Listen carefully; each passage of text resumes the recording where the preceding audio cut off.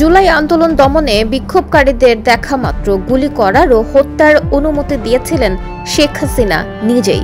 সাবেক প্রধানমন্ত্রীর ফাঁস হওয়া ফোন কলগুলোর একটির অডিও যাচাইয়ের ভিত্তিতে নিশ্চিত করেছে বিবিসির আই ইনভেস্টিগেশন। সবগুলিকে অ্যারেস্ট করতে বলছি রাখতে, সবাইকে বলা হচ্ছে যে যেখান থেকে যেটা দরকার হবে ধরে ফেলবে। আমার নির্দেশনা দেওয়া আছে, ওপেন নির্দেশনা দিয়ে দিচ্ছে। এখন লেটার ব্যবহার করবে,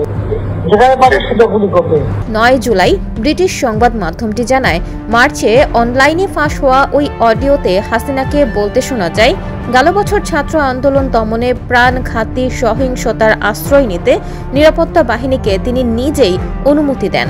অনুমতি ছিল বিক্ষোভকারীদের বিরুদ্ধে মারণাস্ত্র ব্যবহার এবং দেখা মাত্র গুলি করা সহ যে কোনো ব্যবস্থা নেয়ার। জাতিসংঘের তথ্য অনুযায়ী 1400 এর বেশি মানুষ নিহত হয় সে সময়।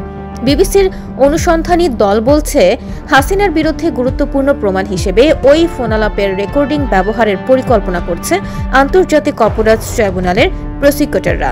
মানবতা বিরোধী অপরাধের অভিযোগে অনুপস্থিত থেকেই বিশেষ ট্রাইব্যুনালে বিচারাধীন শেখ হাসিনা। 2024 সালের 5 আগস্ট গণ আন্দোলনের মুখে পালিয়ে বর্তমানে ভারতে আশ্রিত হাসিনা ও তার দল নিষিদ্ধ ঘোষিত আওয়ামী লীগ সব অভিযোগ প্রত্যাখ্যান করেছে।